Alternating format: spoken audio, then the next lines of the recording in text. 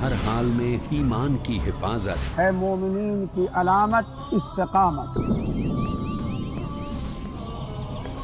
کیونکہ ایمان والے کرتے ہیں ایک اللہ پر یقین اور صرف اسی کی عبادت۔ استقامت، کل شام 5 بجے اور دوبارہ صبح 11 بجے انڈیا میں پیس ٹی وی اردو پر۔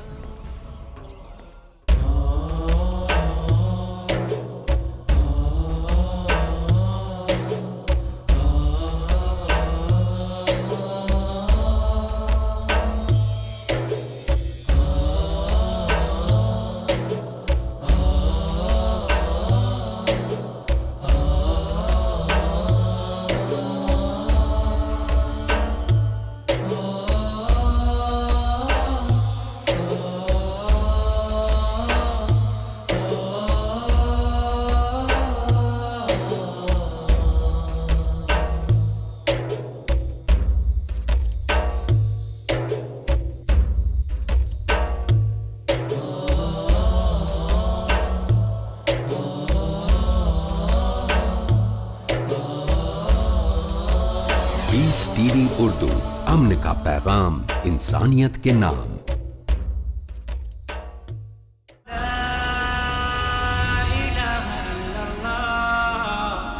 اب التابعین غیر اولی الاربہ، کچھ ایسے لوگ بھی ہوتے ہیں، کسی کے گھر میں کوئی اندھا آدمی رہ رہا ہے یا کوئی اور کسی وجہ سے کوئی مریض ہے، اسے آپ نے پناہ دے رکھی ہے، انہیں عورتوں سے کوئی سروکار نہیں ہوتا۔ اب الطفل الذین لم یظہروا علی عورات النساء، یا وہ بچے کہ جن پر ابھی عورتوں کے پوشیدہ حالات واضح ہی نہیں ہے، پتہ ہی نہیں ہے انہیں، ابھی انہیں جنس کا کوئی احساس ہی نہیں ہے۔ یہ ہے فہرست جو دی گئی ہے کہ جن کے سامنے عورت کھلے چہرے کے ساتھ اور اپنی جو اضافی زینت بھی ہو، کوئی زیور وغیرہ یا کوئی بھی سرما وغیرہ ڈالا ہوا ہے یا کوئی سرخی کوئی لگائی ہے معمولی سی، تو اس کے ساتھ آ سکتی ہے۔ اور یہ وہ رشتے ہیں کہ جن سے کسی حالت میں بھی نکاح نہیں ہو سکتا، لہذا وہ ذہن ادھر جاتا ہی نہیں ہے، نارمل آدمی کا ذہن ادھر جائے گا ہی نہیں۔ ہم رہ رہے ہیں کہ اب نارمل فضا کے اندر، جس کو میں نے کہا انسیسٹ بڑھتا جا رہا ہے، اس کی مثالیں ہمارے معاشرے کے اندر اب بڑھتی چلی جا رہی ہیں، اور ویسٹ میں تو یہ سب سے بڑا مرض بن گیا ہے، اور دماغی امراض کا سب سے بڑا سبب، کئی سائیکیٹرسٹ نے مجھے بتایا کہ سب سے بڑا سبب جو ہے وہ انسیسٹ ہے۔ آگے سنیے، وَلَا يَضْرِبْنَ بِأَرْجُلِهِنَّ لِيُعْلَمَ مَا يُخْفِينَ مِنْ زِينَتِهِنَّ، اور چلتے ہوئے اپنے پاؤں زور سے نہ ماریں کہ ان کی زینت ظاہر ہو جائے۔ اگر کوئی پازیب پہنی ہوئی ہے، کوئی جھنجھنو وغیرہ ہے، تو اب اگر پاؤں مار کر چلے گی تو خام خواہ ذہن جائے گا بیٹھے ہوئوں کا کہ کوئی خاتون جا رہی ہے، پلٹیں گے، دیکھیں گے، نگاہ دیکھیں گے۔ یہاں تک اس کے علاوہ یہ بھی ہے، تعطر کے بارے میں فرمایا ہے کہ اگر عطر لگا کر کوئی عورت گھر سے نکلی ہے، اذا استعارت المرأة فمرت على القوم ليجدوا ريحها فهي كذا وكذا قال قولا شديدا۔ ابو داؤد کی روایت، حضور نے فرمایا جب کوئی عورت عطر لگا کر، خوشبو لگا کر نکلتی ہے کہ لوگ اس کی خوشبو سونگیں یا اس پر مطلع ہو جائیں، تو ایسی ہے، ایسی ہے، بہت سخت الفاظ حضور نے استعمال کیے کہ جس کو راوی نے نقل نہیں کیا۔ عورت کے لیے خوشبو، عورت کی آواز، اب دیکھیے کس حد تک نماز میں اس وقت عورتیں بھی شریک ہوتی تھیں، اگرچہ حضور نے فرمایا مردوں کی صف بہترین سب سے آگے والی ہے اور سب سے بری صف سب سے پیچھے ہے، کیونکہ اس کے پیچھے پھر عورتوں کی صف ہوتی تھی، اور عورتوں کے لیے سب سے اچھی صف سب سے پچھلی والی ہے اور سب سے بری سب سے آگے والی ہے۔ سب سے آگے والوں کے سامنے پھر مرد ہوتے تھے، ان کی پشت ہوتی تھی۔ تو اسی طریقے سے اگر غلطی کی ہے تو مرد جو ہے کہے گا سبحان اللہ، امام سے غلطی ہو گئی ہے، مرد کیا کہے گا؟ سبحان اللہ۔ عورت کیا کرے گی؟ اپنے ایک ہاتھ کے پشت پر اپنا ہاتھ مارے گی، اپنی آواز نہیں نکالنی، آواز کا پردہ، چھونے کا پردہ یہاں تک ہے کہ حضور نے کبھی کسی عورت سے ہاتھ نہیں ملایا، اور آپ جب بیعت بھی لیتے تھے تو بس زبانی الفاظ کہلوائے اور کہا ٹھیک ہے بیعت ہو گئی، لیکن مسافت لا اسافر النساء۔ ایک دفعہ ہوا بھی کہ بعض خواتین نے جب بیعت کی ہے تو پھر انہوں نے ہاتھ آگے بڑھایا، مسافے کے لیے حضور نے فرمایا انی لا اصافح النساء، میں عورتوں سے مصافحہ نہیں کرتا۔ اسلام میں پردے کتنے ہوئے؟ پہلا پردہ 4 دیواری، گھروں میں رہو، یہ پہلا پردہ ہے۔ جیسے ڈیفنس لائنز ہوتی ہے نا فوج کی، یہ فرسٹ ڈیفنس لائن، سیکنڈ ہے، تھرڈ ہے۔ پہلی کو عبور کر کے کوئی آ جائے تو سیکنڈ ہے، سیکنڈ سے گزرے تو تیسری پہ ہے۔ پہلا پردہ 4 دیواری، اس میں محرم آئے گا۔ اب دیکھیے اسی پر ہماری تہذیب استوار ہوئی، اسی پر ہمارا آرکیٹیکچر بنا۔ گھر ایسے بنے کہ مردانہ علیحدہ، زنانہ علیحدہ۔ چھوٹا آدمی ہے تب بھی بیٹھک علیحدہ، بیٹھک باہر سے کھلے گی اور پھر ڈیوڑی سے ہو کر پھر گھر کے اندر جائیں گے۔ مرد آئیں گے تو یہاں بیٹھیں گے، اندر نہیں جائیں گے۔ اندر تو صرف وہی جائیں گے جو محرم ہے، ابدی محرم۔ دوسرا پردہ ستر، گھر کے اندر جو محرم آ گئے ہیں ان کے سامنے چہرہ تو کھلے گا، باقی جسم کا کوئی حصہ بھائی بہن کا نہیں دیکھ سکتا، اور باپ بیٹی کا نہیں دیکھ سکتا، بیٹا ماں کا نہیں دیکھ سکتا۔ یہ ستر، عورت پوری کی پوری عورت ہے۔ عورت کہتی ہے چھپانے کی چیز کو۔ عورات النساء، عورتوں کی چھپی ہوئی چیزیں جن پر ظاہر نہیں ہوئی۔ لم یظہروا علی عورات النساء، ابھی تک ہم نے لفظ پڑھایا ابھی۔ تیسرا پردہ ہے چہرے کا پردہ، یہ ہے غیر محرموں سے، اور جب کہ گھر سے باہر نکلنا ہو اس کے لیے سورہ احزاب میں نے کہا تھا گھر سے باہر کا پردہ، چہرے کا پردہ وہ غیر محرموں سے ہے، اور گھر سے باہر نکلے گی تو غیر محرم سامنے آئیں گے۔ یا ایھا النبی قل لازواجک وبناتک ونساء المؤمنین یدنین علیہن من جلابیبہن ذالک ادنی ان یعرفن فلا یؤذین وکان اللہ غفورا رحیما۔ اے نبی صلی اللہ علیہ وسلم کہہ دیجئے اپنی بیٹیوں سے اور اپنی بیویوں سے اور مسلمانوں کی خواتین سے۔ اب دیکھیے یہ سورہ احزاب ہی میں ہو رہا ہے، شروع میں یا نساء نبی سے بات چلی، استیزان بھی صرف نبی کے گھر میں داخل نہ ہو اذن کے بغیر۔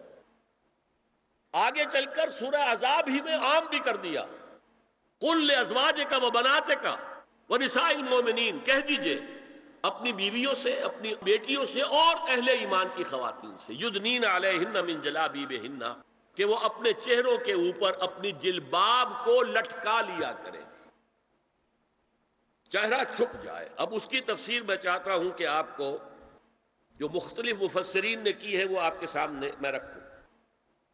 حضرت عبداللہ ابن عباس نے اس آیت کی جو وضاحت فرمائی ہے اسے حافظ ابن کثیر نے اپنی تفسیر میں اس طرح نقل کیا ہے، اللہ نے مسلمان عورتوں کو حکم دیا ہے کہ جب وہ کسی کام کے لیے گھروں سے نکلیں تو اپنی چادروں کے پلو اوپر سے ڈال کر اپنا منہ چھپا لیں اور صرف ایک آنکھ کھلی رکھیں، دونوں آنکھیں بھی غلط ہیں۔ ہمارے ہاں برقع کیوں بنا تھا؟ دیکھیے چادر میں عورت لپٹی ہوگی، اس کا ہاتھ جو ہے اس چادر کو سنبھالنے میں آکوپائی ہو جائے گا۔ کسی بچے کو ڈاکٹر کے ہاں لے کے جانا ہے، ایک گود میں بچے کو لینا ہے، ایک گود کے اندر جو ہے ایک ہاتھ میں کوئی بوتل لینی ہے دوا کے لیے، تو کیسے کرے گی؟ برقع ضرورت کی ایجاد ہے جو ہوا ہے، اور اس کے آگے آپ کو معلوم ہے پچھلے برقعوں میں جالیاں لگی ہوتی تھی کہ نگاہوں سے بھی براہ راست سامنا نہ ہو، اس اعتبار سے وہ جالی ہوتی تھی۔ اور اب بھی ضرورت اس بات کی ہے، ایک آنکھ، اور یہ میں نے اپنی آنکھوں سے دیکھا۔ اور سن لیجئے ابن جریر اور ابن منذر کی روایت ہے کہ محمد بن سیرین، یہ ایک تابعی ہیں، نے حضرت عبیدہ السلمانی سے اس آیت کا مطلب پوچھا۔ انہوں نے جواب میں کچھ کہنے کی بجائے اپنی چادر کو اس طرح اوڑھا کہ پورا سر اور پیشانی اور پورا منہ ڈھانک کر صرف ایک آنکھ کھولی رکھی۔ میں نے شروع میں کہا تھا ہمارے نزدیک اسلام دین ہے، صرف مذہب نہیں۔ اسلام قرآن اور سنت دونوں پر مبنی ہے، صرف قرآن پر نہیں۔ اور قرآن میں تعویل خاص کے بعد تعویل عام ہے، الاعتبار لعموم لفظ لا لخصوص سبب۔ اور سنیے ابو بکر بن عبداللہ ابن عربی نے یدنین علیہن من جلابیبہن کا مفہوم ان الفاظ میں بیان کیا ہے، تغطى به وجهها حتى لا يظهر منها الا عينها اليسرى، یہ عورت اپنی چادر کو پورے وجود پر ڈھانپ لے اور اس طرح چہرے کو بھی ڈھانپے کہ صرف بائیں آنکھ کھلی رہے۔ علامہ حمید الدین فراہی کو نظم قرآن کے فہم میں خصوصی مقام حاصل تھا، انہوں نے حجاب کے بارے میں اپنے ایک مکتوب میں ہاتھ اور چہرہ کھلا رکھنے کو جائز قرار دینے کے موقف کے بارے میں لکھا ہے کہ میری رائے میں نظم قرآن پر توجہ نہ کرنے سے یہ غلط فہمی پیدا ہوئی ہے۔ وہی بات کہ سورہ احزاب میں گھر سے باہر کا پردہ ہے اور سورہ نور میں گھر کے اندر کا پردہ ہے۔ بہرحال الحق احق بان یتبع، حق جو ہے وہ اس کا زیادہ حقدار ہے کہ اس کی پیروی کی جائے۔ میں اس مسئلے پر مطمئن ہوں اور میرے نزدیک اجنبی سے پورا پردہ کرنا واجب ہے، اور قرآن نے یہی حجاب واجب کیا ہے جو شرفاء میں مروج ہے، بلکہ اس سے بھی قدر زائد۔ مولانا فراہی کا یہ مکتوب ماہنامہ حیات نو بلیریا گنج انڈیا کے اکتوبر سن 92 کے شمارے میں شائع ہوا ہے۔ یہ ہے علماء کی رائے۔ یدنین علیہن من جلابیبہن، یہ کر کے دکھاتے تھے لوگ، اس طریقے سے چادر کوڑ لیا جائے کہ صرف ایک آنکھ کھلی رہے۔ اسی میں ایک اضافہ کیجئے اس بات کا کہ حضور نے کئی حضرات سے یہ کہا، کہیں وہ رشتہ کر رہے تھے، کہ آپ نے ایک نظر دیکھ لیا ہے۔ اب اگر یہ ایک نظر دیکھنا اس کی اتنی اہمیت ہے تو اس کا کیا مطلب ہے؟ اگر تو صورتحال یہ ہوتی کہ ہر وقت چہرہ کھلا ہے، آ رہے جا رہے، تو ایک نظر دیکھنے کی کیا ضرورت ہے؟ وہ تو دیکھا دکھایا ہے۔ زمانہ آیا ہے بے حجابی کا، عام دیدار یار ہوگا۔ سکوت تھا پردہ دار جس کا، وہ راز اب آشکار ہوگا۔ تو ظاہر بات ہے وہاں پردہ ہو گیا تھا، تبھی تو تھا نا کہ ایک نظر دیکھ لو۔ آپ نے پوچھا ایک صحابی سے کہ رشتہ کہاں کیا؟ وہاں کیا ہے۔ تم نے ایک نظر دیکھ لیا ہے؟ اس خاندان کی آنکھوں میں کچھ ہوتا ہے، دیکھ لو، بس ایک نظر دیکھنا ہے، اس کی اجازت۔ تو یہ اجازت ہونا اس کا خود ثبوت ہے کہ عام حالات میں عورت جو ہے وہ دکھائی نہیں دیتی تھی، بلکہ وہ پردے میں رہتی تھی۔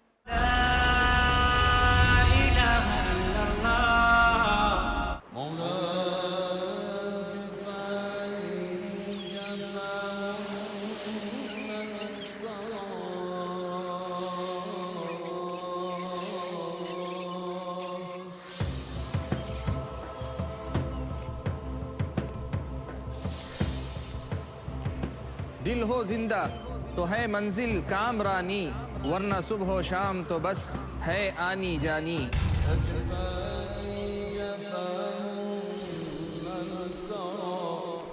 دل بیدار ہے مطلوب ربانی، یہی پیغام نبی کا، یہی تعلیم قرآنی۔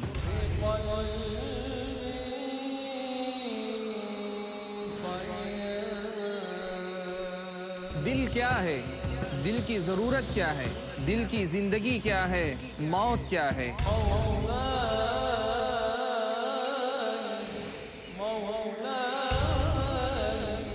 یہ سب جاننے کے لیے دیکھیے میرے ساتھ ایک نیا سلسلہ، دل کی دنیا، صرف پیس ٹی وی اردو پر۔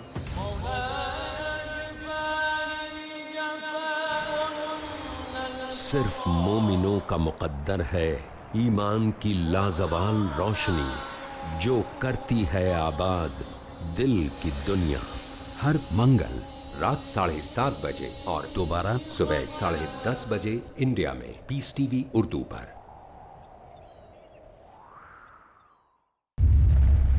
Marriage or divorce? Islamic ruling? Divorce. Solution or problem? Joint family system? Heaven or hell? Big fat events have become the norm. You choose. Beauty, wealth, family status, virtue. Decide what you want. Decide your choice. Be sad or be happy. It's your choice. Join Dr. Zakir Naik in Better Half or Bitter Half. ہر سنیچر रात 8 बजे और दोबारा सुबह 10 बजे India में piece TV Urdu पर। Car रहा है अज़ल से ताइम रोज़ चराग़ मुस्तफ़वी से शरार बूलह से ए बनी नौ इंसान अपने रब की बंदगी करो जिसने तुम्हें पैदा किया। ईमान और इंसानियत की हिफाजत हो। ए नबी से कह दीजिए कि अगर तुम अल्लाह से मोहब्बत करना चाहते हो तुम मेरी इत्तबा करो, अल्लाह खुद तुमसे मोहब्बत करने लग जाएगा। कुफ्र और शिर्क की मुखालफत हो। अल्लाह के सिवा किसी की बंदगी नहीं करेंगे और अल्लाह के सिवा किसी को रब नहीं बनाएंगे। बदकारियों की मजम्मत हो ताकि तुम इफरात और तफरीद के धक्कों से बच सको। डॉक्टर मोहम्मद ताहिर खटवानी। ए कुरान वालों, कुरान को तकिया न बना लेना। जो मेरी हिदायत की पैरवी करेगा वो तो यकीनन कामयाब होगा। दीजिए अपने हर कौल व अमल से मोमिन होने की पहचान, रब का फरमान। अगला प्रोग्राम पीस टीवी उर्दू पर।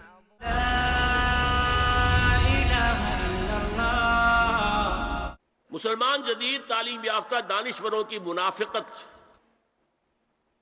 वो कहते हैं ये पर्दा वर्दा सब मौलवियों की इजाद है। कभी कह देते हैं ये तो हिंदुस्तान में राजपूतों का पर्दा होता था तो मुसलमानों ने यहां ये पर्दा इजाद कर लिया। मैंने देखा है अरब की बद्दू खवातीन को मक्के से मदीने जाते हुए नजर आती है।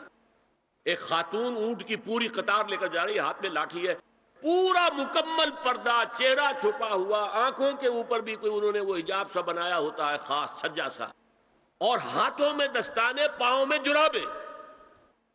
ये कौन से राजपूतों का पर्दा अरब की रेगिस्तानों में पहुंच गया। बद्दू जब आते हैं अपनी औरतों को इसी हाल में लेकर आते हैं, और उनका यह है कि वो एहराम का मामला भी यह है कि यहां छज्जा बनाकर आगे चादर लटका लेते हैं, सिर्फ चेहरे से मस ना करे बस। और वो फिर अपनी खवातीन को जब तवाफ कराते हैं तो उनके गिर्द घेरा डाल लेते हैं, हाथ से हाथ पकड़कर, ताकि किसी और के साथ उनका ना कंधा लगे और ना कोई और जिस्म का हिस्सा बस। ये पर्दा वहां कहां से आ गया। मैं मुनाफिकत इसलिए कह रहा हूं कि एक तरफ हमारा जदीद दानिश्वर तबका, मौलवी मुलाटे जो हो, फला हो, ये हो, वो हो, ये दकियादूसी है। अल्लामा इकबाल का हाल क्या है वो सुन लीजिए आप।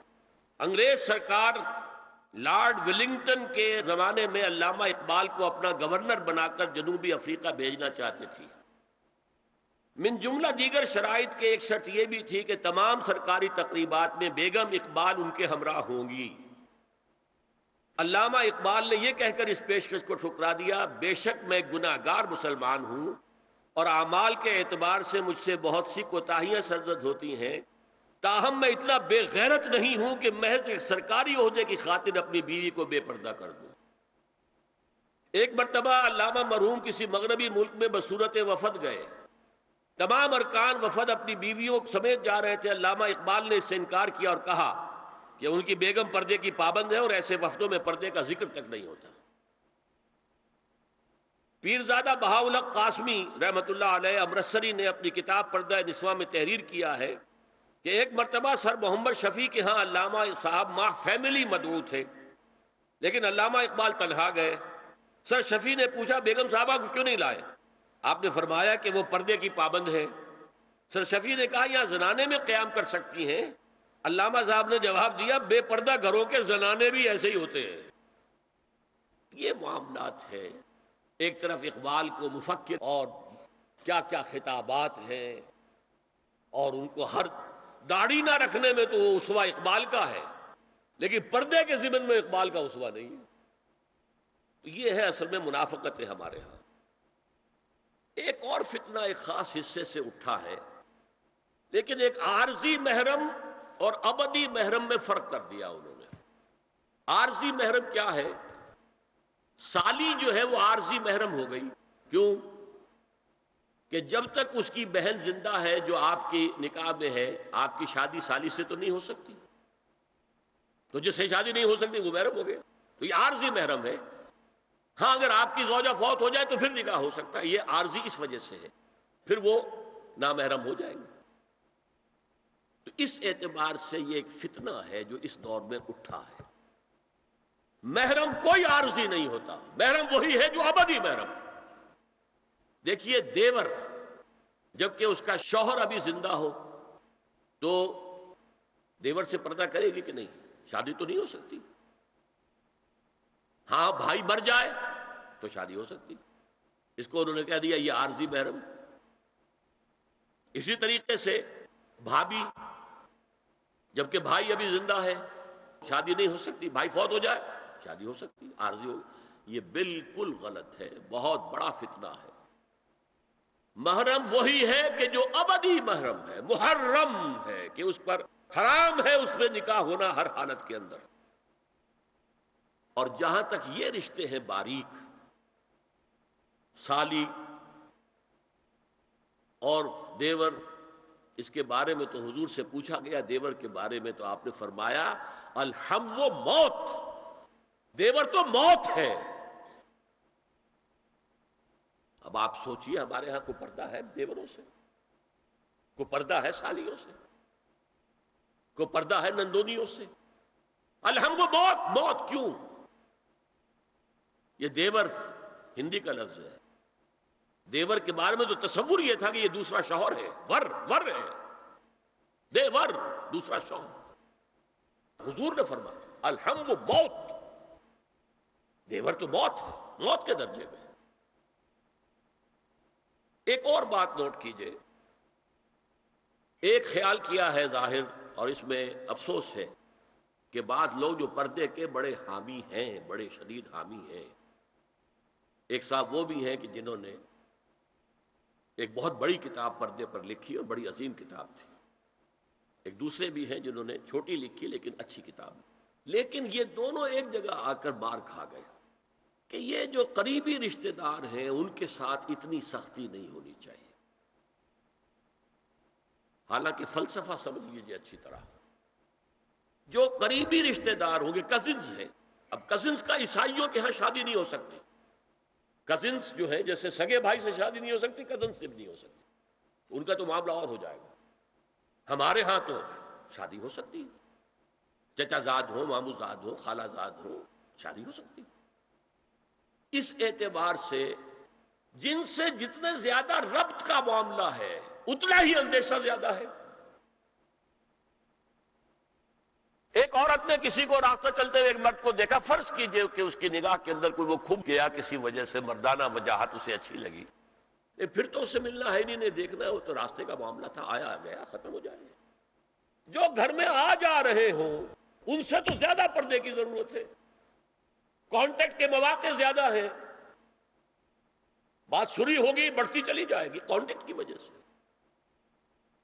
اچھا اسی میں ایک بات دیکھیے، کچھ لوگ کہتے ہیں اچھا جی تو پھر مردوں کا بھی پردہ ہونا چاہیے. نہیں، عورت کا مرد کو دیکھنا کچھ اور ہے، مرد کا عورت کو دیکھنا کچھ اور ہے. مرد کی فطرت میں اقدام ہے، آگے بڑھ کر کچھ ہے حاصل کرنا. عورت کی فطرت میں بلکہ اس کا حسن اس میں ہے گریز، پیچھے ہٹ. لہذا پردہ عورت کے لیے، مرد کے لیے نہیں. لیکن اگر کسی مرد سے رابطے کا معاملہ زیادہ ہونے کا امکان ہو تو نابینا سے بھی پردہ ہے. البتہ یہ کہ عام حالات میں آپ بازار میں چل رہے ہیں، عورت جا رہی ہے، باہر نکلنا پڑا ہے، تو اس حالت میں اگر وہ مرد کو دیکھتی ہے تو اس میں در حقیقت وہ فتنہ نہیں ہے کہ جو گھر میں آنے جانے والے لوگوں کا ہے. تو جو یہ کزنز ہیں، جو قریبی رشتہ دار ہیں، جن کا آنا جانا زیادہ ہے، ان سے زیادہ سخت پردہ ہونا چاہیے بنسبت اجنبیوں کے، کہ اجنبیوں سے آج اگر کوئی دیکھ بھال ہوئی ہے تو اس کے بعد پتہ نہیں پھر کبھی دیکھے گا بھی کہ نہیں، یا دکھے گی کہ نہیں. اب ایک آخری مسئلہ ہے. حضور کے بارے میں یہ معلوم ہے کہ دو خواتین جو ویسے نامحرم تھیں وہ ان کے سامنے آتی رہیں اور آپ ان سے ملتے رہے.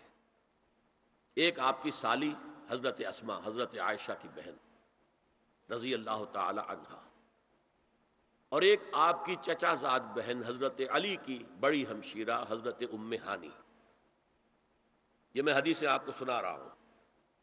بکثرت احادیث سے ثابت ہے کہ حضرت اسما بنت ابی بکر آپ کے سامنے ہوتی تھی اور آخر وقت تک آپ کے اور ان کے درمیان چہرے اور ہاتھوں کی حد تک کوئی پردہ نہ تھا.